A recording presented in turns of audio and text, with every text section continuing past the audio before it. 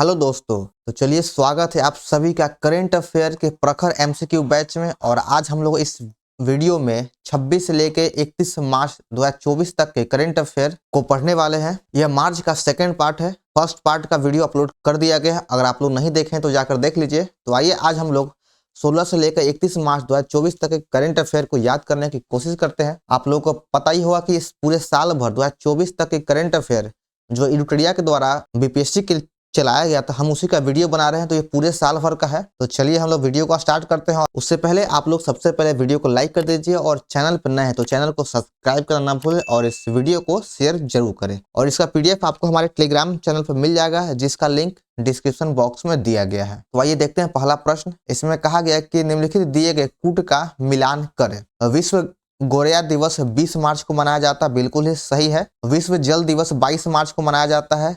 अंतर्राष्ट्रीय वन दिवस 21 मार्च को मनाया जाता है। विश्व मौसम विज्ञान दिवस यह 24 मार्च नहीं बल्कि विश्व मौसम विज्ञान दिवस 23 मार्च को मनाया जाता है। 23 मार्च को विश्व मौसम विज्ञान दिवस मनाया जाता है। अगर बात करें कि 24 मार्च को, तो 24 मार्च को टीवी दिवस मनाया जाता है। टीवी दिवस 24 मार्च को मनाया जाता है। विश्व मौसम विज्ञान दिवस 23 मार्च को। तो इसमें गलत का चयन करना है तो केवल 4 नंबर गलत है। प्रथम वैश्विक परमाणु ऊर्जा शिखर सम्मेलन का आयोजन कहाँ किया गया है? इसका आयोजन बेल्जियम में किया गया था। चलिए देखते हैं अगला प्रश्न। लोकतंत्र के लिए तीसरे शिखर सम्मेलन का आयोजन निम्नलिखित में से किस देश में किया गया है? तीसरे शिखर सम्मेलन का आयोजन दक्षिण कोरिया में किया गया है। दक्षिण कोरिया में इसका आयोजन किया गया है। अगर बात करें कि पहला शिखर सम्मेलन, तो उसका आयोजन 2021 में अमेरिका में हुआ था। वर्ष 2024 का अर्थ आवर डे कब मनाया गया? अर्थ आवर डे 23 मार्च को मनाया गया है 2024 में। चलिए अगला प्रश्न है। भारत ने अशांत हैती से अपने नागरिकों को निकालकर पड़ोसी डोमिनिकन गणराज्य पहुंचाने के लिए किस ऑपरेशन की शुरुआत किया है? तो इसने यह भारत के द्वारा ऑपरेशन इंद्रावती का शुरुआत किया गया था अपने नागरिकों को वापस लाने के लिए वहां से। सर्वोच्च न्यायालय के अनुसार चुनावी बॉन्ड योजना संविधान के अनुच्छेद 19 के तहत किस अधिकार का उल्लंघन करता है? तो इसमें सूचना का अधिकार और बोलने और अभिव्यक्ति की स्वतंत्रता का अधिकार, ये दोनों का उल्लंघन किया जाता है। तो इसमें एक और दो दोनों होगा। हाल ही में नए चुनाव आयुक्त की नियुक्ति किया गया है, तो निम्नलिखित में से किनकी नियुक्ति की गई है? तो अभी जो वर्तमान में जो नए चुनाव आयुक्त का नियुक्त किया गया उसमें से है ज्ञानेश्वर कुमार और सुखबीर सिंह सिंधु, ये दोनों को नियुक्त किया गया है। तो इसका सही उत्तर हो जाएगा ऑप्शन 1 और 3। देखिए करेंट अफेयर को जब तक आप 1-2 बार नहीं देखिएगा वो याद नहीं होगा, तो इसको 1 से 2 बार याद कर लेना है, देखना है वीडियो को, आपको याद हो जाएगा। चंद्रमा पर हुए चंद्रयान 3 लैंडिंग स्थल का नाम निम्नलिखित में से क्या रखा गया है? तो उस स्थल का नाम जहां पर चंद्रयान 3 लैंड किया था, उतरा था, उसको शिव शक्ति पॉइंट रखा गया है। 8 का 3 हो जाएगा। चलिए देखिए 9 नंबर। मानव विकास संस्थान और अंतर्राष्ट्रीय श्रम संगठन ने भारत रोजगार रिपोर्ट 2024 से जारी किया है। तो इस रिपोर्ट में निम्नलिखित में से कौन सा सूचकांक शामिल नहीं किया गया है? भारत रोजगार रिपोर्ट 2024 मानव विकास संस्थान और अंतर्राष्ट्रीय श्रम संगठन के द्वारा जारी किया गया था और इसमें मजदूरी भागीदारी दर को शामिल नहीं किया गया है। मजदूरी भागीदारी दर शामिल नहीं है। इसमें शामिल कौन कौन है? तो इसमें नियमित औपचारिक कार्य में नियोजित श्रमिकों का प्रतिशत को शामिल किया गया है, आकस्मिक मजदूरों का प्रतिशत और गरीबी रेखा से नीचे स्वरोजगार करने वाले श्रमिक, इन तीनों को शामिल किया गया। संयुक्त राष्ट्र पर्यावरण कार्यक्रम और waste and resource action programme के द्वारा संयुक्त रूप से फूड वेस्ट इंडेक्स 2024 जारी किया गया है। तो इस रिपोर्ट के अनुसार कौन सा कथन गलत है? इस रिपोर्ट के अनुसार आइए पहले ऑप्शन को देखते हैं कि वर्ष 2022 में प्रति व्यक्ति औसत भोजन बर्बादी 132 किलोग्राम थी, तो बिल्कुल ही सही है। कुल भोजन की बर्बादी 60% हिस्सा घरों से होता है, यह भी सही है। खाद्य सेवाओं का हिस्सा 28% और रिटेल का हिस्सा 12% है, यह भी सही है। वैश्विक स्तर पर 2022 में 1.05 बिलियन टन खाद्य अपशिष्ट उत्पन्न हुआ है। तो इसमें सभी कथन सही है, गलत कोई भी नहीं है। तो इसमें से ऑप्शन हो जाएगा ऑप्शन नंबर डी, कोई कथन गलत नहीं है, सब सही है। चलिए देखिए 11 नंबर। संयुक्त राष्ट्र महासभा ने कृत्रिम बुद्धिमत्ता पर पहले संयुक्त राष्ट्र प्रस्ताव को मंजूरी दिया। यह निम्नलिखित में से किस देश के द्वारा संयुक्त राष्ट्र महासभा में प्रायोजित किया गया है। तो इसका जो आयोजन है यह संयुक्त राज्य अमेरिका में किया गया है या अमेरिका के द्वारा किया गया है। चलिए देखते हैं 12 नंबर कि हाल ही में 12 राज्यों के 26 विधानसभा क्षेत्रों के लिए उपचुनाव की घोषणा किया गया था। 12 राज्यों के लिए 26 विधानसभा के लिए उपचुनाव की घोषणा किया गया। तो इसमें से सभी कथन पर विचार करना है। बिहार के 2 विधानसभा क्षेत्रों के लिए उपचुनाव हुआ था, तो बिल्कुल ही गलत है, पहला गलत है। बिहार में 2 नहीं बल्कि एक सीट के लिए उपचुनाव हुआ था। यहाँ पर ध्यान दीजिएगा, यही सब फंसाता है कथन में, जो कूट में आंसर देता है कि कहाँ पर गलत है। गुजरात में सर्वाधिक 5 विधानसभा क्षेत्रों के लिए उपचुनाव हुआ, तो हाँ बिल्कुल सही है। गुजरात में 5 सीटों के लिए उपचुनाव हुआ था, बिहार में 1। हिमाचल प्रदेश के 4 विधानसभा क्षेत्रों के लिए उपचुनाव हुआ, तो हिमाचल प्रदेश में 4 नहीं बल्कि यहाँ पर 6 विधानसभा क्षेत्रों के लिए उपचुनाव हुआ था। तो इसमें से 2 नंबर तो सही है, पहला गलत है और 3 भी गलत हो गया। अब देखते हैं चौथा। झारखंड के 1 विधानसभा क्षेत्र के लिए उपचुनाव हुआ था, तो बिल्कुल सही है। झारखंड में भी 1 ही विधानसभा क्षेत्र के लिए चुनाव हुआ, तो 4 सही है। तो इसमें 2 गलत है और 2 सही है। तो ऑप्शन देखिए, केवल 1 गलत है, नहीं बिल्कुल गलत है यह। 2 कथन सही है, तो हाँ 2 कथन सही है, बाकी आपका कोई भी ऑप्शन मैच नहीं करेगा। चलिए देखिए 13 नंबर। हाल ही में नमो ड्रोन दीदी पहल की घोषणा कब किया गया और इसका संबंध निम्नलिखित में से किस एक कार्य से जुड़ा हुआ है? तो इसका जो संबंध हो जाएगा वह कि महिला नेतृत्व वाले स्वयं सहायता समूहों को कृषि ड्रोन के उपयोग में प्रशिक्षित करने के लिए, यही इसका कार्य था, नमो ड्रोन दीदी पहल। चलिए देखिए 14 नंबर कि भारत में डिजिटल समावेशन और भाषाई विविधता के लिए सार्वभौमिक स्वीकृति दिवस पर भाषानेट पोर्टल का अनावरण किया गया है। तो निम्नलिखित में से किस संस्था के द्वारा इस पोर्टल का आरंभ किया गया है? भाषानेट पोर्टल की शुरुआत नीति आयोग नहीं किया है, बल्कि इसमें नीति आयोग नहीं होगा, इसमें सूचना एवं प्रसारण मंत्रालय और national internet exchange of India, ये दोनों के द्वारा इसे भाषाई पोर्टल का शुरुआत किया गया है। तो इसमें 2 और 3 इसका सही उत्तर है। चलिए देखिए 15 नंबर। भारत की पहले battery energy storage system BESS giga factory निम्नलिखित में से किस राज्य या फिर केंद्र शासित प्रदेश में लॉन्च किया गया? तो इसको जम्मू कश्मीर में लॉन्च किया गया दोस्तों। ये जो है battery energy storage system Jammu Kashmir में इस फैक्ट्री को लॉन्च किया गया है। चलिए देखिए 16 नंबर। साहित्य में योगदान हेतु वर्ष 2023 के लिए सरस्वती सम्मान निम्नलिखित में से किसको दिया गया?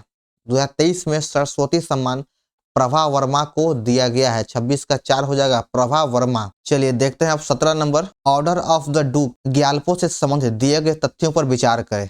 आइए देखते हैं तथ्य को। प्रधानमंत्री नरेंद्र मोदी भूटान का सर्वोच्च नागरिक सम्मान पाने वाले दूसरे विदेशी शासन अध्यक्ष हैं और प्रधानमंत्री नरेंद्र मोदी को यह पुरस्कार 2023 में दिया गया है। तो इसमें से दोनों कथन गलत है। गलत क्यों है? क्योंकि ये दूसरे नहीं बल्कि यह पहले शासन अध्यक्ष हैं जिन्हें यह भूटान का सर्वोच्च नागरिक सम्मान दिया गया है और इन्हें यह पुरस्कार 2023 नहीं बल्कि 2021 में दिया गया था। तो इसमें से दोनों कथन गलत है। यहाँ पर गलत पूछ रहा है तो दोनों गलत हो जाएगा। चलिए आगे है कि साइमन हैरिस को निम्नलिखित में से किस देश का सबसे युवा प्रधानमंत्री के रूप में नियुक्त किया गया है? तो साइमन हैरिस को आयरलैंड का प्रधानमंत्री नियुक्त किया गया, सबसे युवा प्रधानमंत्री है यह आयरलैंड के।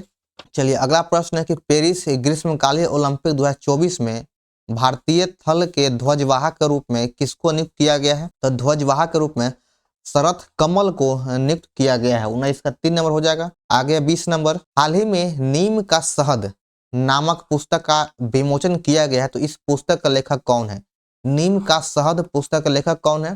तो इसके लेखक हो जाएगा डॉक्टर राजवर्धन आजाद। 20 का 4 नंबर है। चलिए देखिए 21 नंबर की 30वां राष्ट्रीय राज्य निर्वाचन आयुक्त सम्मेलन का आयोजन कहाँ किया गया है? इसका आयोजन बोध गया में किया गया। 30वां राष्ट्रीय राज्य निर्वाचन आयुक्त का सम्मेलन का आयोजन बोध गया में किया गया, यह गया में पड़ता है। हाल ही में पांडवुला गुट्टा को तेलंगाना में विशेष भू विरासत स्थल नामित किया गया है। यह स्थल निम्नलिखित में से किस काल घटना को प्रदर्शित करता है? हम बात कर रहे हैं कि पांडवुला गुट्टा स्थल की, तो यह गुफा चित्र से जुड़े साक्ष्य को प्रदर्शित करता है। निम्नलिखित दिए गए कथनों पर विचार करें।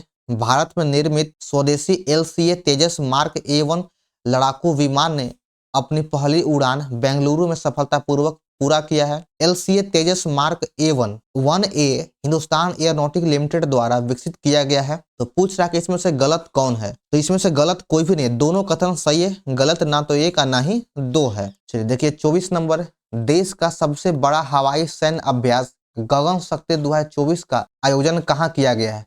गगन शक्ति 2024 का आयोजन राजस्थान में किया गया है। राजस्थान में इसका आयोजन किया गया था। 22 मार्च 2024 को बिहार द्वारा कौन से स्थापना दिवस मनाया गया? 22 मार्च को बिहार स्थापना दिवस मनाया जाता है। बिहार की स्थापना 22 मार्च 1912 ईस्वी को हुआ था, जिसमें बिहार, वर्तमान झारखंड और उड़ीसा ये तीनों सम्मिलित था। यह पश्चिम बंगाल से अलग होकर के 22 मार्च 1912 को बिहार एक अलग प्रांत बना, जिसमें उड़ीसा भी शामिल था। बिहार से उड़ीसा 1936 ईस्वी में अलग हुआ था। तो मूल रूप से बिहार की स्थापना 1912 में हुआ। तो यह बिहार का 112वां स्थापना दिवस था। त्रिपक्षीय अभ्यास IMT त्रिलट 2024 का आयोजन किस देश के बीच में किया गया? तो यह भारत, मोजाम्बिक और तंजानिया ये तीनों देशों के बीच में किया गया। तो 26 का 1 नंबर हो जाएगा। चलिए आगे बढ़ते हैं, देखते हैं अगला प्रश्न। पेट्रोलियम और प्राकृतिक गैस मंत्रालय ने किन राज्यों के चुनिंदा 183 खुदरा दुकानों पर एथेनॉल 100 लॉन्च किया है? एथेनॉल 100 को इस सभी राज्यों में लॉन्च किया गया। महाराष्ट्र में, कर्नाटक में, उत्तर प्रदेश, नई दिल्ली और तमिलनाडु, इन सभी राज्यों के 183 दुकानों पर लॉन्च किया गया है। तो इसका 4 नंबर हो जाएगा सभी। चलिए देखिए 28 नंबर, भारतीय रेलवे कितनी अधिक आबादी वाले आकांक्षी शहरों में मल्टी मॉडल ट्रांसपोर्ट हब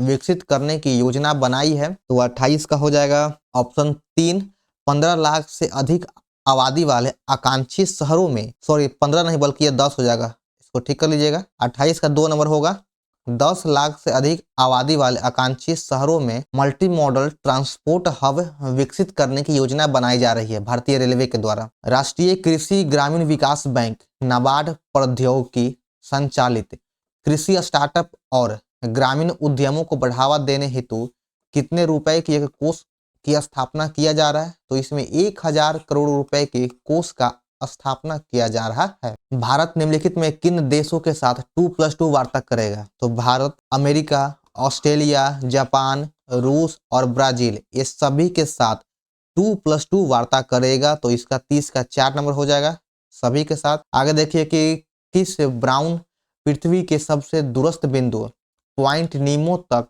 पहुंचने वाले इतिहास के प्रथम व्यक्ति बन गए हैं?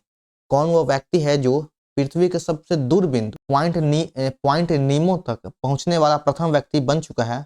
तो क्रिस ब्राउन किस देश के थे? तो क्रिस ब्राउन ब्रिटेन का है जो पॉइंट नीमो तक पहुंच चुका है, और यह पृथ्वी का सबसे दूर का बिंदु है। चलिए देखते हैं अगला प्रश्न। विश्व खुशहाली रिपोर्ट 2024 में भारत का रैंकिंग क्या है? खुशहाली रिपोर्ट 2024 में भारत का रैंकिंग 126वां है। ये सब रिपोर्ट में आपको ईयर देखना है, किस ईयर का पूछ रहा है। तो 24 में 126वां है। निम्नलिखित में से किस देश के द्वारा एक नए राष्ट्रीय कानून का अनावरण किया गया है जिसमें देशद्रोह और विद्रोह जैसे बड़े अपराधों के लिए आजीवन कारावास की सजा शामिल है? यह किस देश के द्वारा किया गया? तो इसको हांगकांग के द्वारा इस नियम को जारी किया गया। तो 34 का 1 हो जाएगा। चलिए देखते हैं 35 नंबर, समलैंगिक विवाह को मान्यता प्रदान करने वाला पहला दक्षिण पूर्वी एशियाई देश कौन बन चुका है? तो वह थाईलैंड है।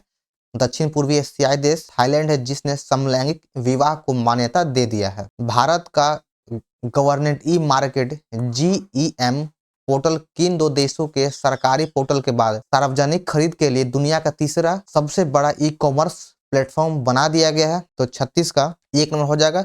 दक्षिण कोरिया और सिंगापुर इसका सही उत्तर है। चलिए आगे देखिए 37 बोल रहा है कि इसमें से कौन सा कथन गलत है दोनों में से? तो गुजरात के शिक्षा मंत्री के द्वारा शिक्षा में प्रौद्योगिकी के महत्व पर बल देते हुए एक ऑनलाइन शिक्षण मंच शिक्षा रिफॉर्म लॉन्च किया गया है। तो यह बिल्कुल सही है। चौधरी चरण सिंह हरियाणा कृषि विश्वविद्यालय द्वारा मटर की फसल को प्रभावित करने वाले एक नई बीमारी विचेस बूम का खोज किया है। तो यह भी सही है। तो इसमें से दोनों सही है, गलत कोई नहीं, ना तो 1 और नहीं 2। निम्नलिखित में से किस बैंक के द्वारा NPCI के सहयोग से संपर्क रहित भुगतान के लिए फ्लैश पे ऐप लॉन्च किया गया। फ्लैश पे ऐप फेडरल बैंक के द्वारा लॉन्च किया गया। 38 का 4 हो जाएगा फेडरल बैंक। माता बारी पेड़ा जो प्रसाद है, हाल ही में इसको जीआई टैग दिया गया। तो यह किस राज्य का उत्पाद है? माता बारी पेड़ा यह त्रिपुरा राज्य का उत्पाद है, जिसको हाल ही में जीआई टैग दिया गया। हाल ही में किस उच्च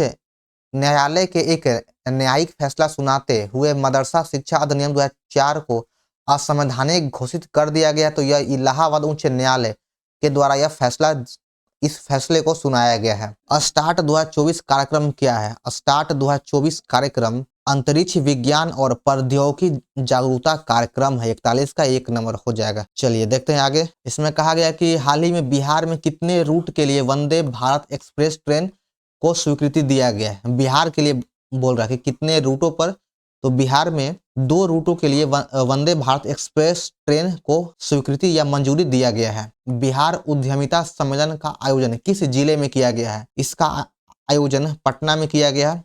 बिहार उद्यमिता सम्मेलन का आयोजन पटना में किया गया है। स्विस संगठन एक्यू एयर के द्वारा जारी विश्व वायु गुणवत्ता रिपोर्ट 2023 बिहार का कौन सा जिला 118.9 माइक्रोग्राम प्रति जन मीटर औसत PM 2.5 सांद्रता के साथ विश्व का सबसे प्रदूषित महानगरीय क्षेत्र बन गया है? तो सबसे प्रदूषित है वह हो जाएगा बेगूसराय। बेगूसराय इस रेंज के साथ सबसे प्रदूषित है। 45 में देखिए बोला कि कौन सा कथन सही है? तो कर्नाटक के संगीतकार थोडूर मदाबुसी कृष्णा का 2024 के लिए संगीत कलानिधि पुरस्कार विजेता के रूप में चयनित किया गया। तो बिल्कुल सही है यह। मोहिनीअट्टम की शीर्ष नृत्यांगना डॉक्टर नीना प्रसाद को 2024 में नृत्य कलानिधि पुरस्कार से सम्मानित किया गया है।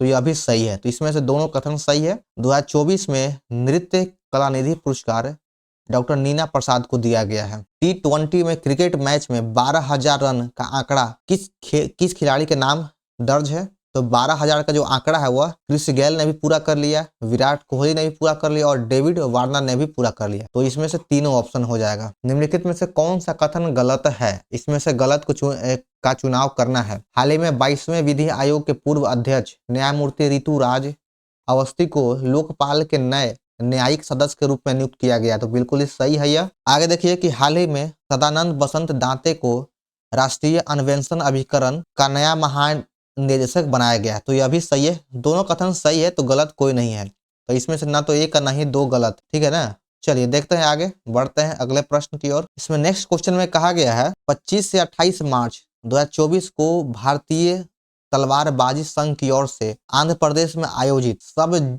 जूनियर राष्ट्रीय तलवारबाजी प्रतियोगिता में बिहार के पूर्वी चंपारण की केसर राज्य ने कौन सा पदक जीता है? इसने कांस्य पदक जीत लिया है जो अपने नाम किया है। चलिए देखिए 49 नंबर। बिहार के किस व्यक्ति को संयुक्त अरब अमीरात सरकार ने गोल्डन वीजा प्रदान किया है? तो बिहार के कौन से व्यक्ति है जिसको यूएई ने गोल्डन वीजा दिया है? तो उस व्यक्ति का नाम है आनंद कुमार। इस व्यक्ति से आप लोग परिचित होंगे, ये बहुत ही फेमस है। आगे कि हाल ही में बिहार खेल छात्रवृत्ति योजना 2024 को मंजूरी दिया गया है। इसके तहत ओलंपिक स्तर के खिलाड़ियों को कितने रुपए की छात्रवृत्ति प्रदान किया जाएगा? ओलंपिक स्तर के खिलाड़ियों को 20 लाख रुपए प्रति वर्ष का छात्रवृत्ति दिया जाएगा। चलिए देखते हैं इस सेट का यानी मार्च महीने के सेकंड पार्ट के वीडियो का अंतिम क्वेश्चन कि निम्नलिखित में से कौन सा सही है? राजस्थान में भारत और सेशल्स के बीच संयुक्त सैन्य अभ्यास लामिते 2024 का आयोजन किया गया। तो यह बिल्कुल सही है। लामिते 2024 का आयोजन राजस्थान में किया गया जो भारत और सेशल्स के बीच संयुक्त सैन्य अभ्यास था। तो पहला सही है, बाकी दूसरा गलत है। तो इसमें से केवल एक सही है। तो चलिए यहाँ पर हमारा मार्च के सेकेंड पार्ट का करंट अफेयर का वीडियो समाप्त होता है। तो आप लोगों को यह वीडियो कैसा लगा कमेंट जरूर करें। बिहार दरोगा का प्रैक्टिस सेट का वीडियो अपलोड कर दिया गया है। आप लोग नहीं देखें तो जाकर देख लीजिए, सभी का प्लेलिस्ट बनाकर दिया गया है। तो चलिए मिलते हैं फिर नेक्स्ट वीडियो में। जय हिंद।